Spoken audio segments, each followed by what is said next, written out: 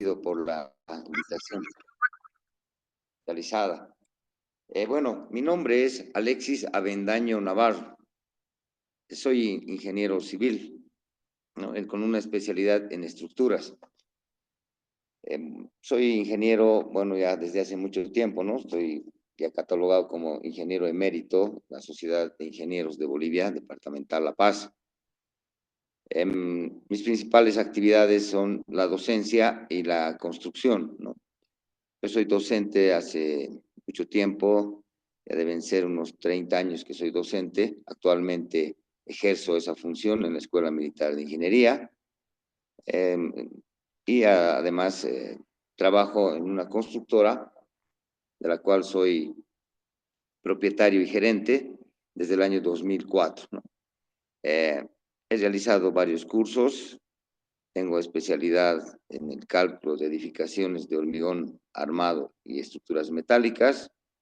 Lo he realizado en la Universidad de Barcelona y tengo el placer ahora de compartir con ustedes este curso que se denomina el diseño y cálculo de encofrados para diferentes tipos de losas. Bueno, eso sería todo, ¿no? Muchas gracias.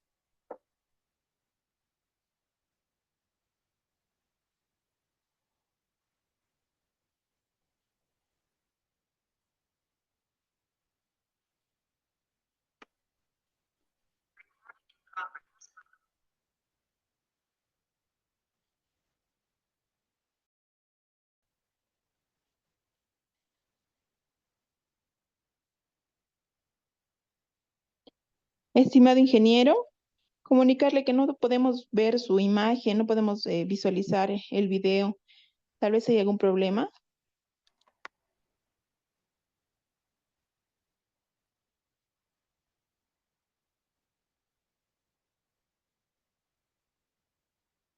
Disculpe, la voz, ¿se me escucha? Sí, ingeniero, se le escucha, pero con un poquito de eco. No sé si está con dos dispositivos. No, estoy en uno solo. Ahora sí, ingeniero, podemos escucharlo y también podemos visualizarlo. Muy bien, gracias. ¿Ya podemos dar inicio al curso? Sí, por favor, ingeniero. Bueno, ya el ingeniero ha dado un poquito de su trayectoria laboral. Hemos podido escucharlo. Y entonces ahora sí estamos listos para dar inicio, por favor. Usted ya se encuentra como coanfitrión. Puede compartir tal vez algún tipo de material que usted tenga. O si no, ya directamente damos inicio. Tiene usted la palabra. Adelante, por favor.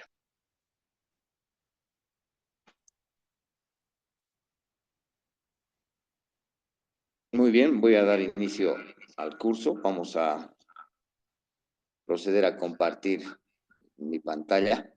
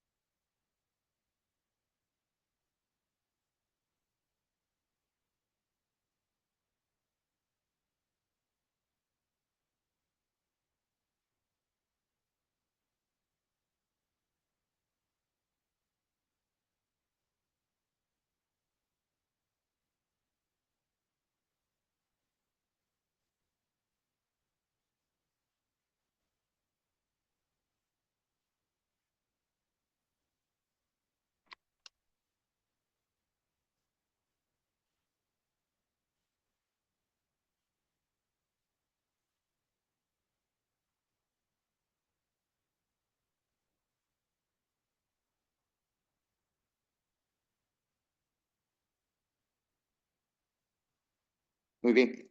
Les agradecería, por favor, que me confirmen si se puede ver mi pantalla, las diapositivas. Ingeniero, sí, podemos visualizar sus Ya, diapositivas. muchas gracias. Entonces vamos a dar inicio a este curso que se va a desarrollar en 3 días, que se denomina diseño y cálculo de encofrados para diferentes tipos de losas. Vamos a abarcar primeramente la definición de lo que es un encofrado. Vamos a ver cuál es la importancia del mismo en las obras civiles en los elementos estructurales, para posteriormente determinar, o más bien mostrar con ustedes, recordar un poquito los tipos de losas. Tenemos que estar conscientes de cómo se construyen, cuáles son las partes de cada uno de los tipos de losas. Nosotros vamos a ver principalmente las losas macizas, las losas reticulares, armadas en una y en dos direcciones, para terminar con las losas postensadas. Luego vamos a ver los materiales de los encofrados, cuáles son las ventajas y desventajas, para después ya mostrar las normas en las cuales nos vamos a basar para poder realizar ya el diseño y el cálculo de los mismos. Para terminar la sesión de hoy, vamos a ver lo que se refiere al cálculo de solicitaciones, ¿no? Tanto las cargas muertas como las cargas vivas que intervienen en el diseño de los encofrados. Y el día de mañana y el día viernes ya vamos a proceder al cálculo de los elementos que conforman un encofrado. Yo les voy a pedir un favor, la participación de ustedes es muy importante, ¿no? Me parece que todos somos colegas, tanto ingenieros como arquitectos. Entonces sería bueno compartir nuestras experiencias y aportar durante el desarrollo de nuestra exposición. Bueno, no sé si me están escuchando bien, no sé si me están copiando bien y si ven bien también la diapositiva. Ingeniero, bueno, comunicarle que en este momento ya he activado los micrófonos para todos los participantes para que también pueda interactuar directamente con usted. Sin embargo, podemos visualizar bien las diapositivas, pero no están en modo presentación. Tal vez podría ponerlo así y así ya no tenemos ningún inconveniente. Ya, perfecto.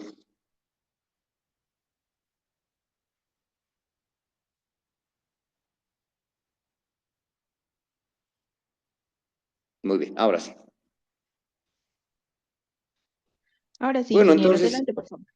ya que muchas gracias. Empezando, a ver, quisiera que alguien de ustedes me ayude a definir lo que es un encofrado. A ver, ¿qué es lo que piensan? ¿Qué será un encofrado, queridos participantes?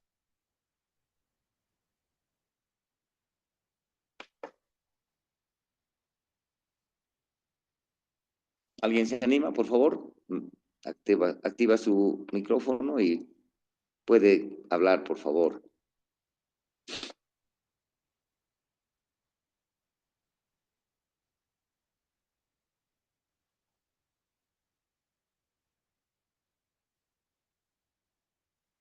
Buenas noches. Buenas noches. Sí, bueno, yo pienso que son elementos que nos van a ayudar a dar forma a los elementos estructurales que deseemos vaciar en este caso. Muy bien, son elementos que nos permiten dar forma a los elementos estructurales. Muy bien, a ver, ¿alguna otra opinión, algún otro concepto? Buenas noches, ingeniero. Buenas noches. Bueno, yo pienso que un encofrado es una estructura temporal que se utiliza para moldear y sostener el hormigón. Eso es, ¿no? Una estructura temporal nos está diciendo que nos sirve para moldear y para poder sostener el hormigón. Perfecto. A ver, vamos a mostrarles. Ahí está, ¿no? ¿Qué es un encofrado? Todos pensamos a veces que el encofrado solamente es un molde, ¿no? Que nos permite dar forma a un elemento estructural, ¿no? El encofrado va más allá, ¿no? El encofrado es un proceso. Es un proceso que se utiliza en la construcción, como han dicho ustedes, para dar forma y un soporte temporal a las estructuras de hormigón. ¿Por qué decimos que es un proceso? Porque se inicia mucho antes de la construcción. El encofrado tiene que ser calculado, tiene que ser diseñado. Posteriormente es puesto en obra y posteriormente termina su función una vez que se lo retira, ¿no? Por eso se dice que su tiempo es temporal, ¿no? Muy bien.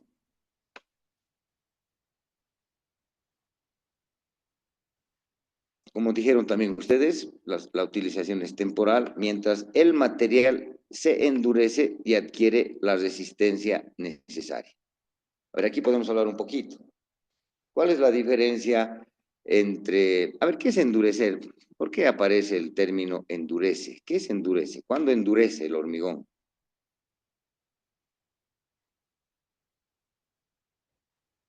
¿Alguien me puede ayudar? Por favor.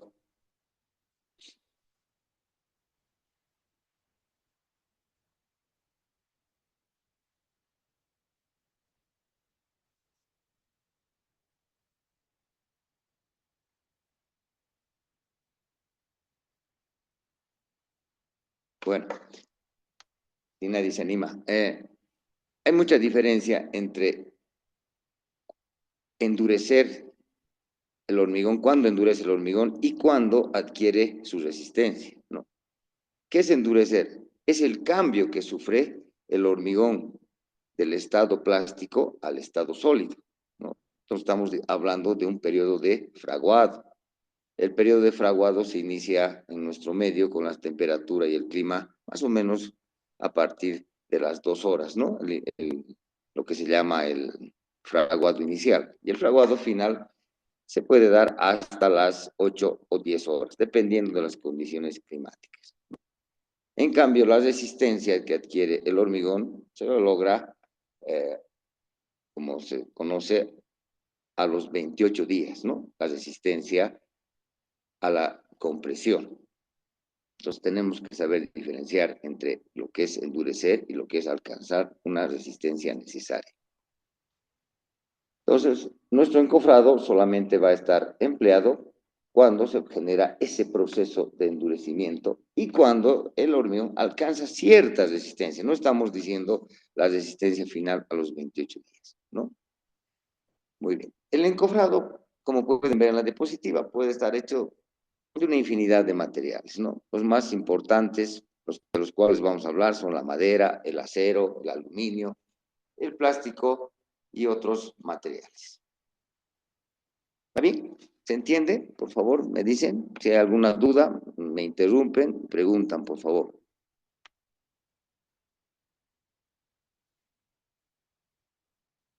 Bueno, ahora sí quiero que me ayuden. A ver, ¿cuál es la importancia del encofrado? Quisiera que me vayan mencionando de manera general. A ver, por favor, ¿por qué es importante un encofrado?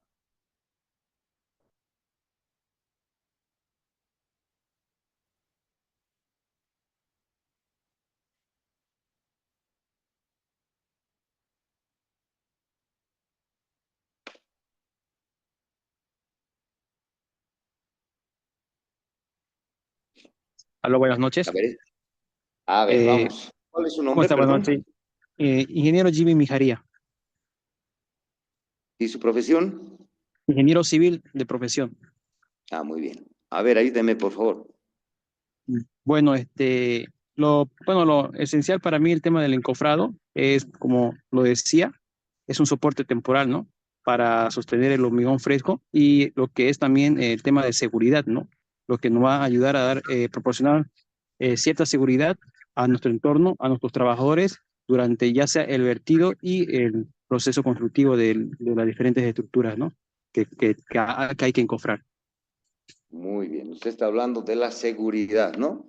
El Así es, encofrado es...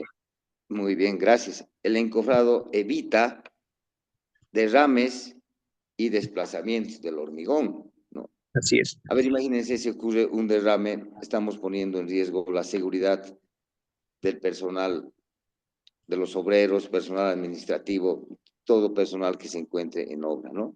Muy bien. Entonces, es importante porque nos proporciona seguridad. Perfecto. A ver, ¿alguna otra idea?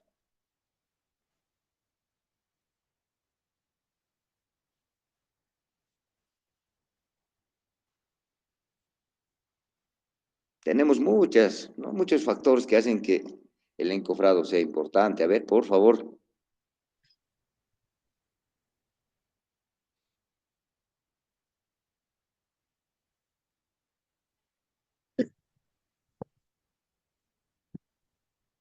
aportando algo más, perdón, ingeniero, podría ser la estética, ¿no? La estética, la calidad, ¿no? Del terminado de los diferentes elementos estructurales también, ¿no? Muy bien, ¿no? El terminado. Un encofrado nos permite alcanzar una infinidad de terminados. La arquitectura avanza, las formas de las estructuras van cambiando, se van haciendo más modernas, más complejas. Y el hormigón nos permite dar esta forma, ¿no?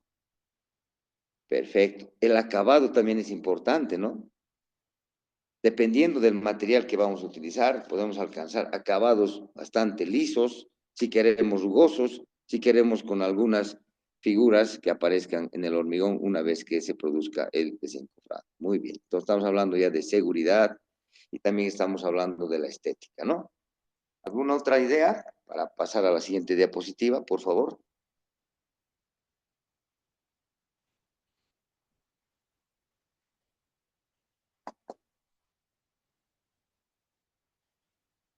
Bueno, aquí está, ¿no? La importancia del encofrado.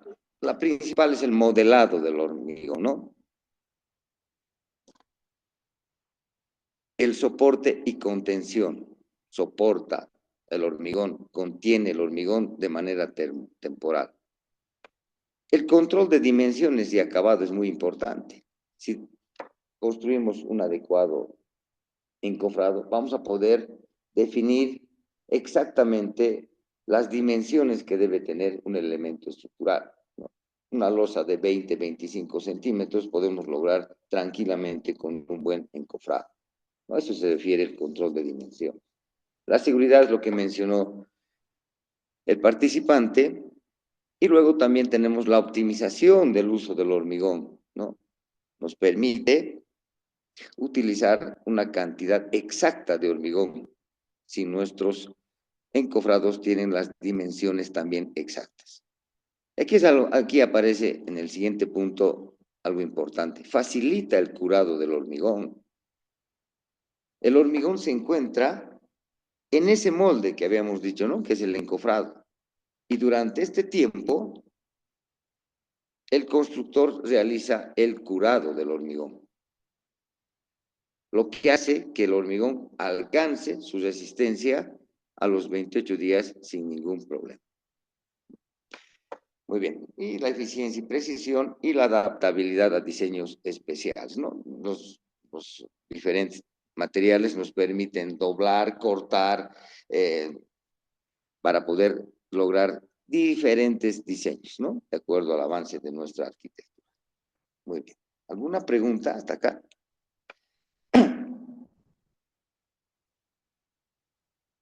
Quiero que me ayuden participando, jóvenes, ¿no? O queridos participantes, perdón. Bueno, a ver, vamos a pasar ahora a ver los tipos de losas. Para eso necesito también que me ayuden y vamos a definir lo que es, en primer lugar, una losa. ¿Quién me ayuda con la definición de losa?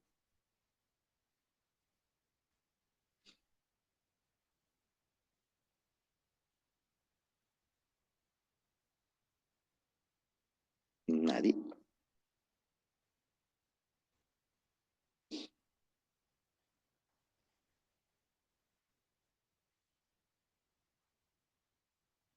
A ver, les voy a ayudar un poquito. La losa, así como las columnas, como las vigas, como las escaleras, como los muros de contención, por ejemplo, son elementos estructurales, ¿no? Entonces, las losas son elementos estructurales.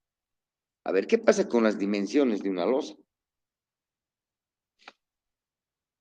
Ahí está, ¿no? Es un elemento estructural, generalmente horizontal, ¿no? Existen también losas que tienen ciertas pendientes.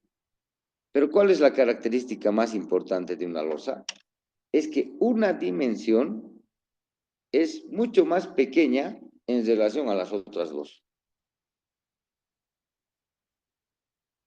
Las dimensiones en planta, el largo y el ancho, son mucho mayores que la altura del elemento estructural. Eso es lo que nos caracteriza a una determinada losa, ¿no? Aquí podemos ver, por ejemplo, esta dimensión y esta son muy grandes en relación a la altura de la losa. ¿Está bien? A ver, ¿qué tipos de losas conocen? Tenemos arquitectos, ingenieros, han debido construir. A ver, ¿qué tipo de losas tenemos en nuestro medio?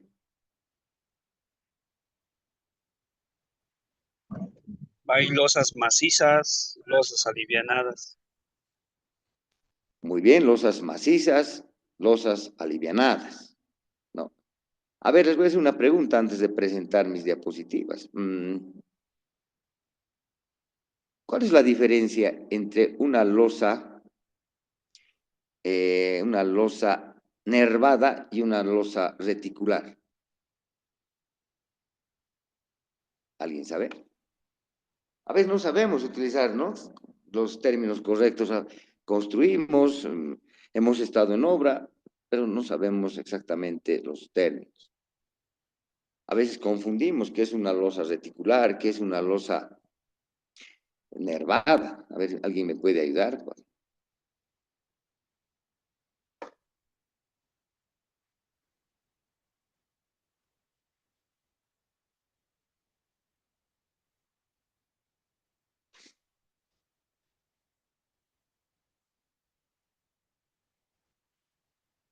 Tal vez la losa nervada, o el mismo nombre dice, ¿no? Compuesto de nervios.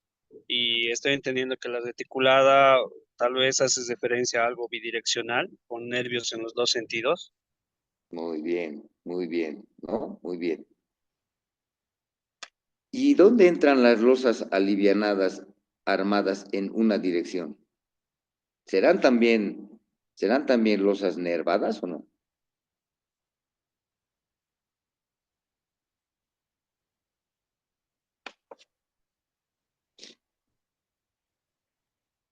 Por concepto yo pienso que sí. Correcto, correcto, muy bien. Una losa armada en una dirección también está constituida por nervios. Entonces también pertenece o corresponde a una losa nervada, ¿no? A ver, vamos a ver la siguiente diapositiva. A ver, vamos una por una. La losa llena o maciza, como su nombre lo dice, es un elemento estructural que está conformado en todo su volumen por hormigón. Todo su volumen está conformado por hormigón. Puede ser hormigón armado, puede ser hormigón pretensado, ¿no? Por eso se llama losa llena o maciza. A ver, ¿cuáles son las ventajas de este tipo de losa? O mejor dicho, a ver, empezaremos de otra manera. El uso de estas losas ya está muy limitado, ¿no? El uso antes en entrepisos hacían que las estructuras sean muy pesadas. Actualmente su uso se ha reducido, ¿no? A ver, ¿alguien me puede ayudar? ¿Dónde podemos encontrar en edificaciones losas llenas? En las escaleras, Las escaleras, las mismas escaleras, ¿sí? sí. Muy bien, las escaleras. ¿Qué más? ¿En qué elementos estructurales más? Por ejemplo, la losa para un tanque elevado. Muy bien, no, excelente. Cuando tenemos un cajón de ascensor, un cajón de una escalera, techamos, ¿no?, estos espacios con losas, y generalmente con losas llenas, para que encima podemos colocar, por ejemplo, tanques de agua, tanques de almacenamiento, ¿no? Entonces, miren, su accionar, su empleo es muy limitado, ¿no? Pero no vamos a dejar de lado, las vamos a explicar y además vamos a calcular el encofrado para este tipo de losas. Muy bien, ahí está, ¿no? La losa nervada. Losa llena, ahora vamos a ver lo que es la losa nervada. ¿De dónde viene el término nervada? Viene del término nervio, ¿no? Deriva de nervios. Entonces quiere decir que una losa nervada también es un elemento estructural que está conformado por nervios. Estos nervios siempre son transversales y longitudinales. Ahorita vamos a ver, ¿no? Por ejemplo, ustedes dirán, pero en una losa armada en una dirección ¿Habrán nervios transversales y longitudinales? Eso vamos a ver, ¿no?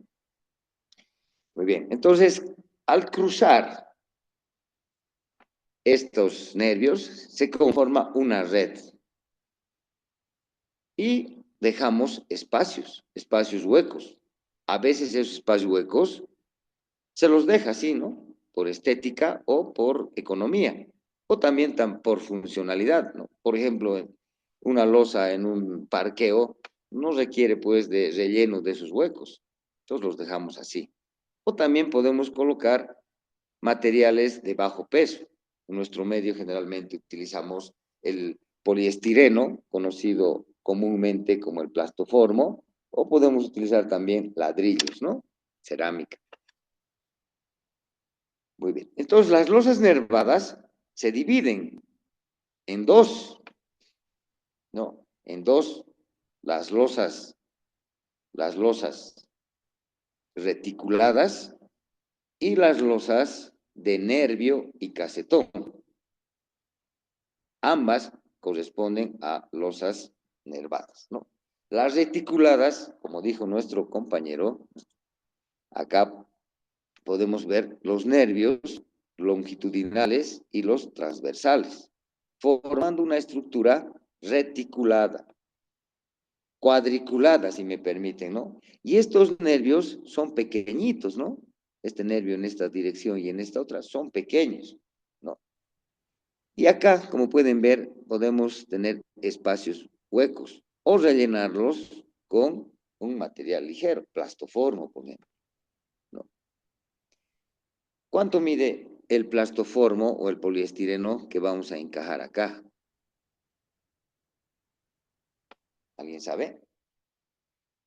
Si mi losa reticulada tendría un aligerante, plastoformo o poliestireno es el nombre correcto, ¿no? ¿Qué dimensiones tienen esos bloquecitos cuadrados de plastoformo? Dependiendo, ingeniero, eso se hace en base a un cálculo estructural, ¿no? Que se define el tema de, primero se define el espesor de la losa, en base a las solicitaciones que se requiere, ¿no? Y una vez que se determina el espesor de la losa, ya se determinan los diferentes elementos de la misma losa y posteriormente el propio complemento, como usted lo dice. Correcto, ¿no? Pero estos espacios que se forman acá están independientes de la altura de la losa, ¿no? La altura de la losa varía, pero generalmente en nuestro medio estos espacios ya están normados, ¿no? Aquí colocamos generalmente poliestireno de 40 por 40. Claro, de 40 por Entonces, 40 o 50 por 50 podría ser, ¿no? exacto, pues, también existen poliestireno, por ejemplo, de 30 por 40, ya son rectangulares, ¿no? Hay diferentes tamaños, pero los más utilizados son los bloquecitos cuadrados de 40 por 40. Entonces, imagínense, la distancia entre nervio y nervio es pequeñita, por eso decía en la definición que se forman viguetas muy pequeñas. La distancia entre el eje de esta vigueta y de esta otra vigueta sería más o menos 50 centímetros, ¿no? Lo que hace que este tipo de losas tenga gran rigidez. ¿Cuándo recurrimos al tipo de losas reticuladas? A ver, ¿quién me ayuda? Quisiera escuchar a otros participantes, por favor. Cuando necesitamos cubrir grandes extensiones en ancho y largo. Cuando tenemos en la estructura grandes luces, ¿no? Las luces, la separación entre apoyo y apoyo. Eso es fundamental, ¿no? A ver, ¿ustedes qué recomendarían? ¿Para qué luces podemos utilizar este tipo de losas? ¿O a partir de qué luz podemos utilizar?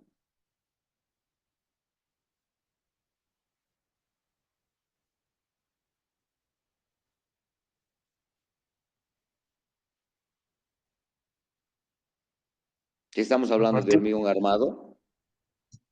¿Alguien quiere participar, por favor? a partir de 6 metros, creo, ingeniero. Sí, perfecto, ¿no? más de 6 metros ya podemos recurrir a este tipo de losas, ¿no? Muy bien. Entonces, un factor para que nos inclinemos por este tipo de losas es precisamente las luces mayores. ¿Qué otro factor nos lleva a elegir este tipo de losas? El tipo de carga, ingeniero. Las cargas, ¿no? Las cargas, muy bien. Si las cargas son muy elevadas, tenemos sobrecargas importantes, entonces es bueno recurrir a este tipo de losas. Entonces estamos hablando de luces, estamos hablando de cargas. Otro factor, Cuando los apoyos no son tan regulares, tal vez, para hacer a ver, algunos voladizos. para dar rigidez a voladizos, ¿eso me dice? Sí, algunos voladizos, o sea, cuando no llega justo a las esquinas, por decirle, los apoyos. Cuando no tenemos apoyos, ¿no? Perfecto, muy bien. Da rigidez a los volados, perfecto. Y hay otra característica que quisiera que alguien mencione, se refiere al aspecto o al parámetro geométrico que tiene el paño en una edificación. En la relación de longitudes, ingeniero. Eso es, la relación de longitudes, ¿no? ¿Cuánto más o menos tendrá que ser la relación de longitudes? ¿Alguien sabe?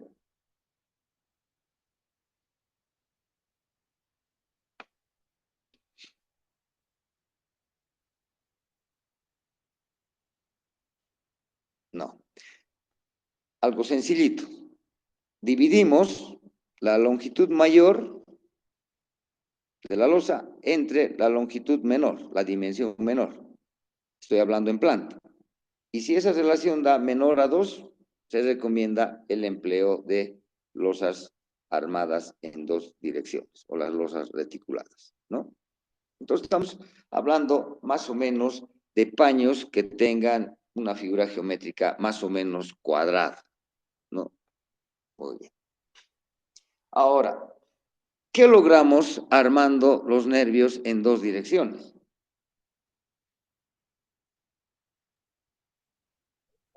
Que la distribución de cargas vaya a los 4 apoyos. Eso, muy bien. No, eso es lo que se logra. Aquí vamos a tener viga, viga, viga, viga en los 4 lados de nuestra losa. Entonces, la transmisión de cargas se realiza a esas 4 vigas. Se transmite de manera menor a cada una de las vigas, ¿no? Por eso hemos dicho que se puede aplicar en grandes luces, con grandes cargas, pero esos no son limitantes, ¿no? Solamente son recomendaciones que se dan. Entonces, también vamos a ver, ¿no? Cómo se encofra este tipo de losas. Y vamos a hacer el calculito de los elementos que conforman cada uno de los del encofrado. Bueno, acá a la derecha ya tenemos una losa también alivianada, armada en una dirección, ¿no? Aquí están los nervios longitudinales, pueden ver, ¿no? Esos nervios son de diferente tipo, ¿no? Pueden ser viguetas pretensadas, pueden ser nervios armados en sitio, y miren, forman también lo que corresponde a una losa nervada. Aquí tenemos nervios longitudinales, ¿y cuáles serían los nervios transversales?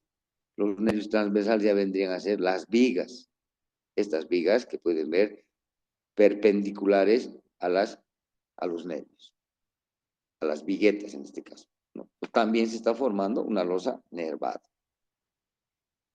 ¿no? Entonces, a veces he escuchado a algunos profesionales, confundimos y creemos que una losa nervada solamente es reticulada, ¿no? Las no nervadas también pueden ser armadas en una dirección como se muestra acá, ¿no?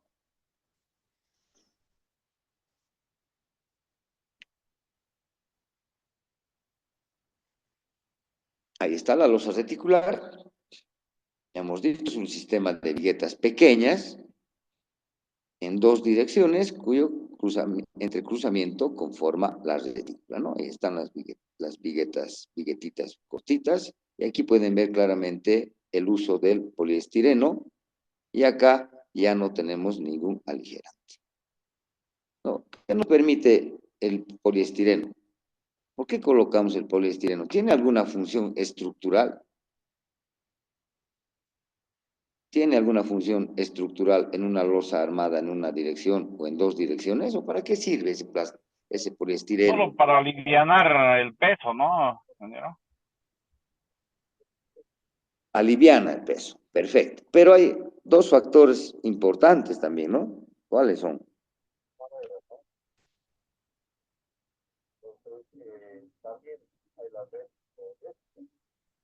Ya no le escucho muy bajito.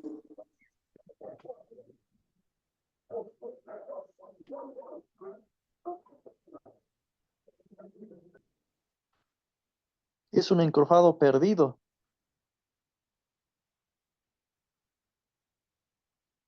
Esto es un encofrado perdido. No, no estamos hablando todavía del encofrado. Estamos hablando de por qué estamos colocando estos aligerantes. Buenas noches, ingeniero. Tengo Buenas. una respuesta, no sé si será bueno. Eh, bueno, para mí el plastoforo es para que no ocupe espacio para el momento de vaciar, ¿no? O sea, para dejar esa separación de nervio a nervio en sí. O sea, porque si no hubieran eso, o sea, bueno, el hormigón se llenaría en toda la losa, ¿no? Ya, muy bien, excelente.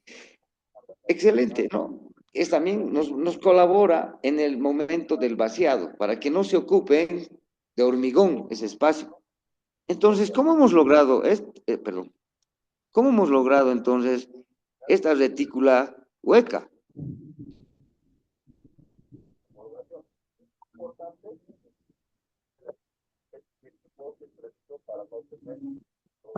Con casetones recuperables. Eso, casetones recuperables, ¿no?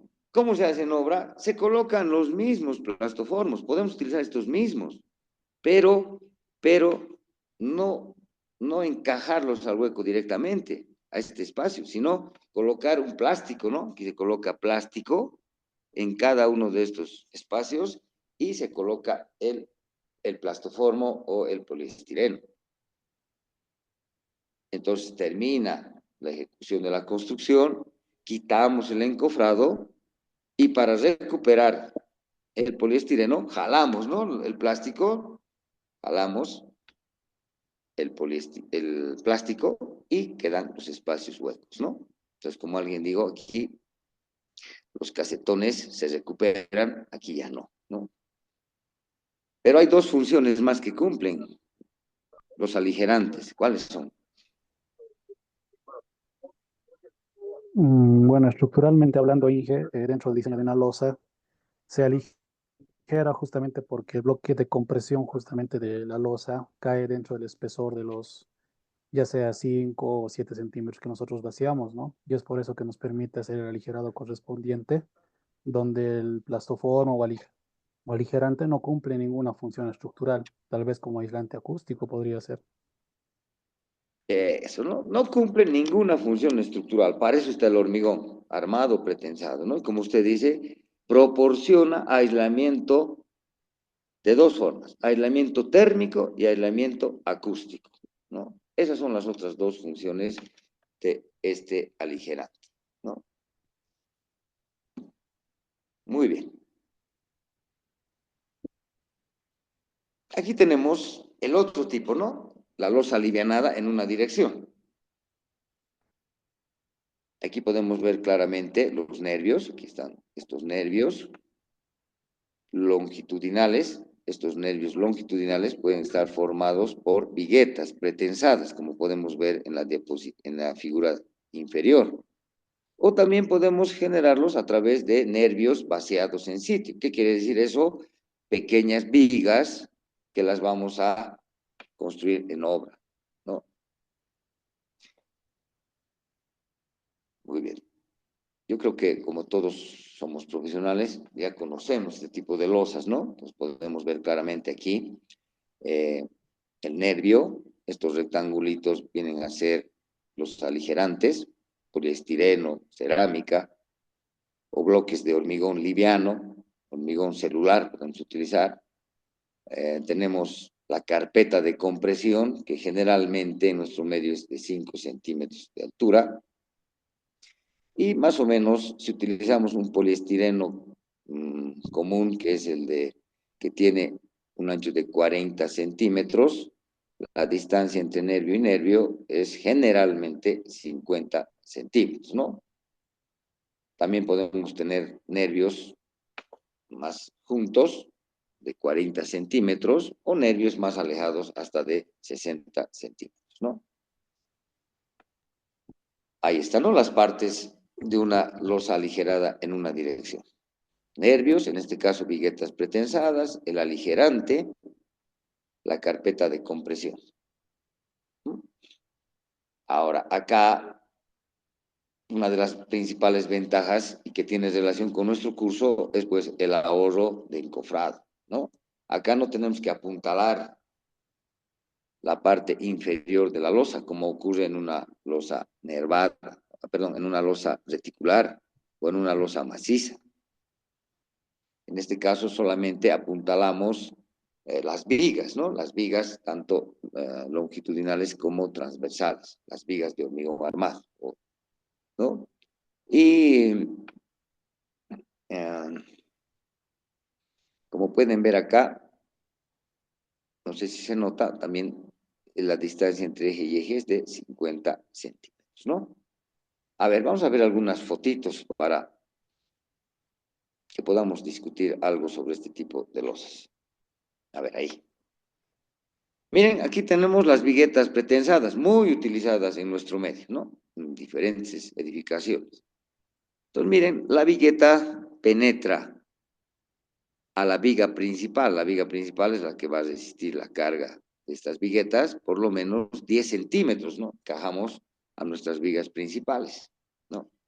Aquí podemos ver claramente el tendido de los nervios longitudinales. A ver, vayan chequeando, vayan viendo esta fotografía y ahí se pueden dar cuenta de algo muy importante. A ver, vamos a ver la siguiente. ¿No? Aquí tenemos el tendido de las viguetas y entre vigueta y vigueta encajamos los poliestirenos. Los poliestirenos quedan sujetos solamente por presión, ¿no? No hay nada de apuntalamiento en la parte inferior. Aquí se está generando la sujeción, ¿no? Entre esta hendidura que tiene el plastoformo y la patilla que tiene la vigueta pretensada. Entonces, por presión, simplemente queda sujeto el poliestireno a las viguetas. Ahí está el ahorro del encofrado. Muy bien. Ahora, viendo la diapositiva de la derecha, ¿qué serán estos aceros que aparecen? Miren, justo encima de los apoyos de la losa, que son las vigas, ¿no? Estas son las vigas principales. Y aquí aparecen unos aceros más cortos, que se coloca en la parte superior. ¿Para qué son? ¿Qué son esos? ¿Qué son esos aceros? ¿Para qué sirven? Serían refuerzos a esfuerzos negativos. Eso es el refuerzo, la armadura negativa. Entonces está destinado a a resistir el momento negativo. Los momentos negativos que, como ustedes saben, se generan en los apoyos, ¿no? A ver, vean ahora estas dos fotografías. A ver, ¿quién se da? Perdón, tengo que salir de aquí. ¿Dónde está?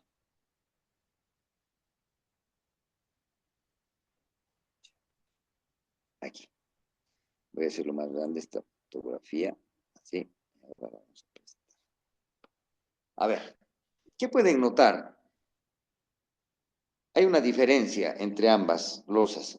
Ambas tienen viguetas pretensadas y poliestireno. ¿Cuál es la diferencia?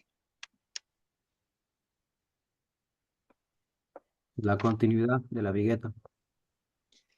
La continuidad de la vigueta. Correcto, muy bien. Aquí podemos ver el eje de la vigueta es uno solo,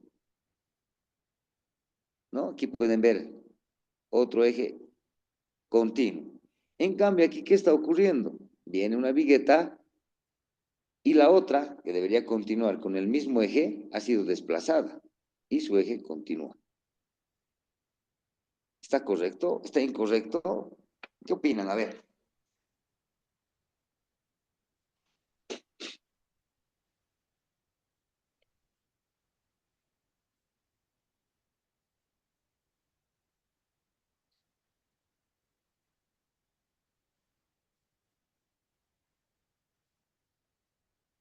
Terrible. No hay ningún error, ¿no, jóvenes? Oh, perdón, estoy acostumbrado a hablar con mis estudiantes. Perdón, colegas. Lo que quiero decirles es lo siguiente.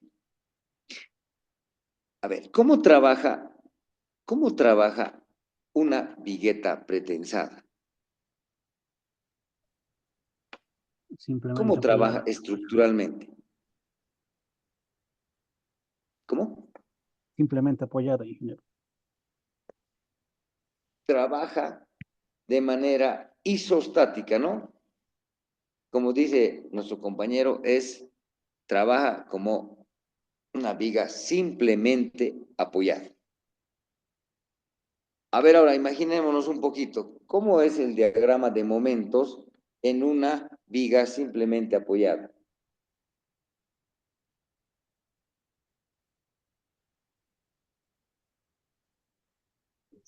Solo tiene momento positivo, no tiene negativo.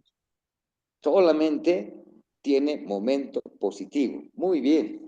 Entonces, estas viguetas están hechas para soportar solamente los momentos positivos, no los negativos. Pero ahora, ¿qué es lo que ocurre en obra? ¿Trabajarán de manera isostática? ¿Trabajarán de manera simplemente apoyada estas viguetas? No es así, ¿no? Miren, este nervio inicia acá y termina aquí. El siguiente nervio inicia en la parte posterior de la viga y termina en la otra viga, ¿no?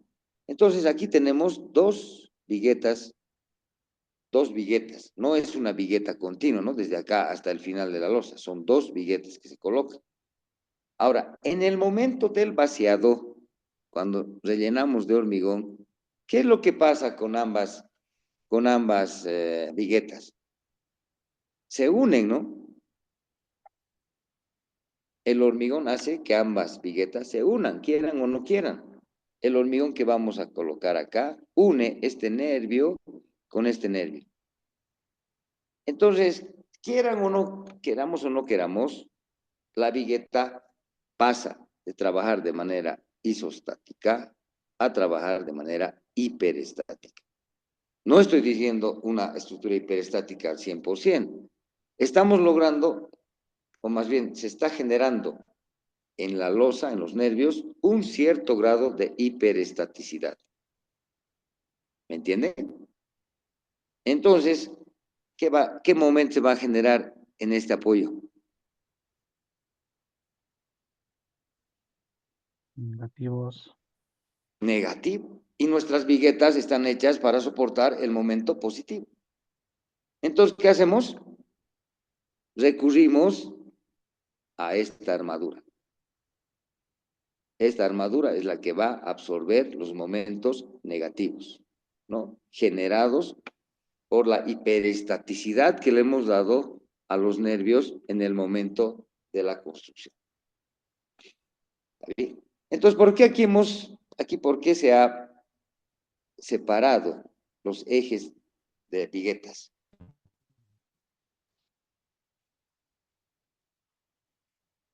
¿Cuál sería el objetivo? O tal vez el constructor se ha equivocado.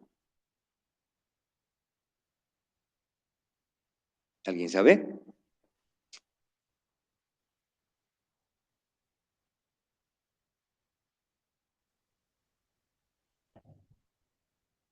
No. Bueno, en este caso, lo que se está logrando es reducir el grado de hiperestaticidad que le estamos generando a las viguetas.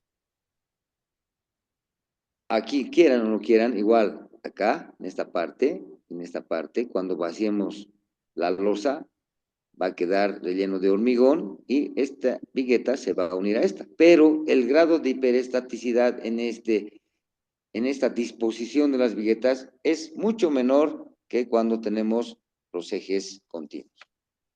¿Entienden? Entonces acá tenemos mayor grado de hiperestaticidad, aquí tenemos menor grado de hiperestaticidad. En esta disposición nos acercamos más a lo que queremos, que nuestras viguetas trabajen de manera isostática, pero no lo logramos al 100%, lamentablemente, ¿no? Entonces, ¿aquí qué va a pasar? Aquí vamos a reducir la armadura negativa, pero la construcción es más compleja, ¿no? Vamos a tener que, por aquí va a venir nuestra armadura negativa para esta vigueta, y para esta otra tenemos que generar otra armadura negativa, independiente a esta, ¿no? Ese es el gran problema. Y la armadura que va en la carpeta de compresión también ya no va a ser, pues, siguiendo un solo eje, ¿no? Vamos a llegar, por aquí viene la armadura, ¿no? Viene por acá.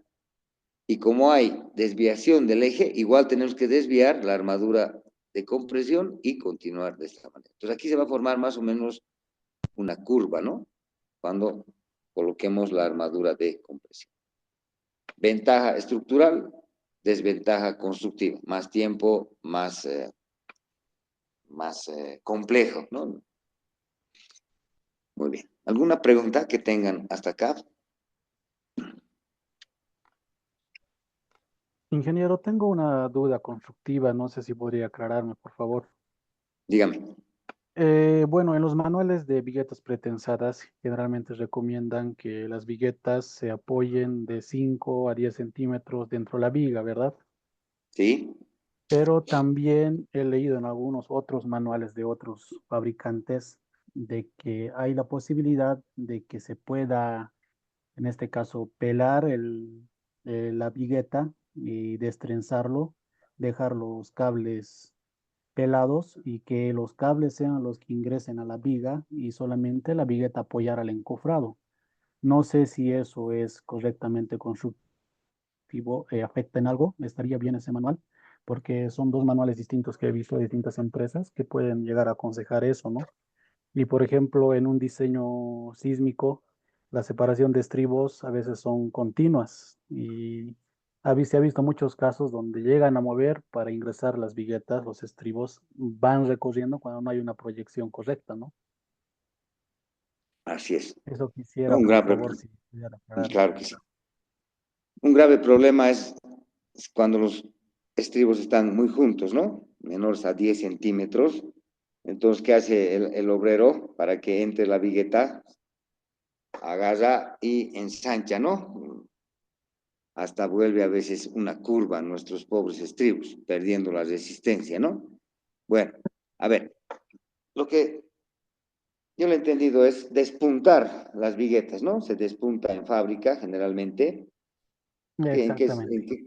¿En qué consiste el despunte? Es como, si me permiten el término, un tajador elimina la parte del extremo de hormigón pretensado y quedan expuestas las espigas, ¿no? Las espigas superiores e inferiores de la vigueta.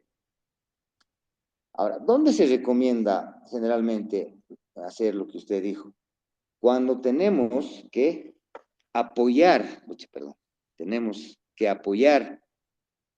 que apoyar la vigueta, ya no en una viga colgada, esta es una viga colgada, donde podemos penetrar a la misma hasta 10 centímetros.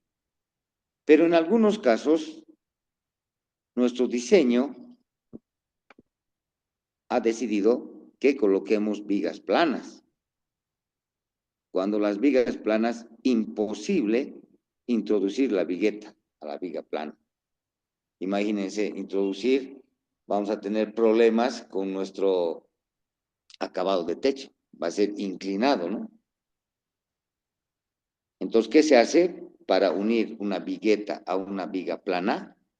Se despunta, ¿no? Se despunta y la armadura, las espigas superiores del nervio, se doblan hacia abajo para amarrarse con la armadura inferior de la viga plana. Y las espigas inferiores del nervio, que están expuestas, se doblan hacia arriba y se amarran con la armadura superior de la viga, en este caso plana. pero también podemos hacerlo de esa manera. ¿Para qué? Estamos logrando mayor grado de isostaticidad, reduciendo la hiperestaticidad, ¿no? Como usted dice, en vigas colgadas. ¿Me ha entendido? ¿Le he aclarado en algo? Sí, sí, ingeniero. Muy Me ha bien, ayudado bastante. Gracias. ¿no? En vigas planas, segurísimo que usted tiene que utilizar esa técnica. No se puede introducir a una viga plana la vigueta. Pero lo aconsejable sería, Inge, que no se apoye también viguetas en vigas planas, ¿no? Porque una viga plana no transmite igual las cargas por el tema de inercias. Claro, claro, pero no crea, no crea. Hay diseños que están, hay algunos cálculos estructurales que están basados totalmente en vigas planas. El Sí, arquitecto actualmente los edificios se hace así. no se hace, no es recomendable. A ver, podemos ir al edificio del que está entre la Brasil y la Pasuscanqui. En plena esquina, ese edificio, todas las vigas, si ustedes entran, son vigas planas. ¿No? No es recomendable, como usted dice, la inercia es mucho menor. Peor si vamos a hacer un cálculo sismo resistente. Se recomienda que las vigas principales sean colgadas y las vigas secundarias sean planas, ¿no? Pero esos son criterios diferentes. No lo escucho bien, ¿me quiere decir algo?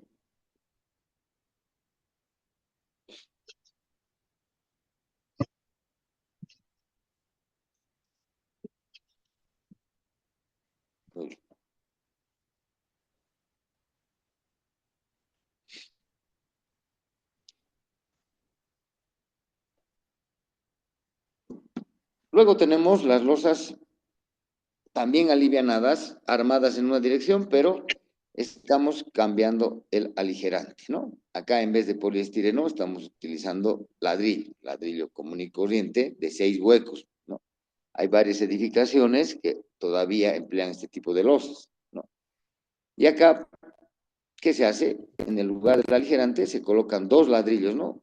Un ladrillo de 6 huecos, los huecos viendo de frente, y acá el otro, ¿no? 2 ladrillos. Y el resto, y los nervios, ¿no? Aquí ya no, aquí podemos utilizar también viguetas pretensadas, ¿se puede utilizar o no?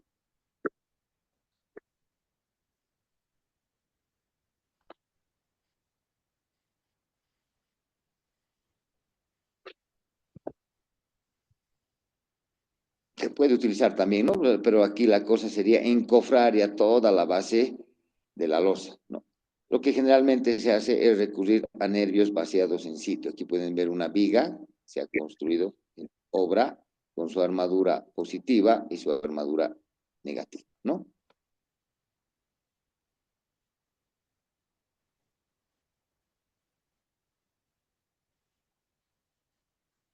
Y para terminar esta parte, hablamos de las losas de hormigón post-tensado, ¿no? Las losas de hormigón post-tensado están formadas por cables de acero. La resistencia es muy alta, ¿no? De este hormigón, perdón, de este acero. A ver, vamos a hablar un poquito de resistencias. ¿Cuánto es la resistencia a la afluencia de un acero que utilizamos en cualquier edificación de hormigón armado? 4.200, hasta 5.000, ¿no? 4.200. Muy bien, 4.200 kilos por centímetro cuadrado hasta 5.300 kilogramos por centímetro cuadrado, ¿no? En megapascales sería un acero de 40 megapascales y el otro sería un acero de 50 megapascales, ¿no? En cambio, ya en una losa de hormigón post-tensado, esos aceros que utilizamos, aquí podemos ver en la diapositiva, ese acero alcanza hasta 270 megapascales. Imagínense que es una resistencia altísima en relación al acero estructural, ¿no? Se coloca al mismo tiempo, ¿no? Podemos colocar acero estructural y el acero que lo vamos a post-tensar, posteriormente, ¿no? Aquí podemos ver claramente cuál es el procedimiento, ¿no? El tendón, algunos le llaman también torón, tiene una forma curva, ¿no? Miren, parte más elevada para absorber los momentos negativos y aquí la parte más baja para absorber los momentos positivos. De igual manera, en este sentido, y se realiza el respectivo anclaje, ¿no? Posteriormente,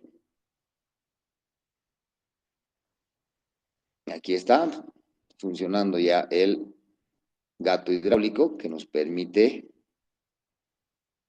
tensar a las barras para generar un esfuerzo mucho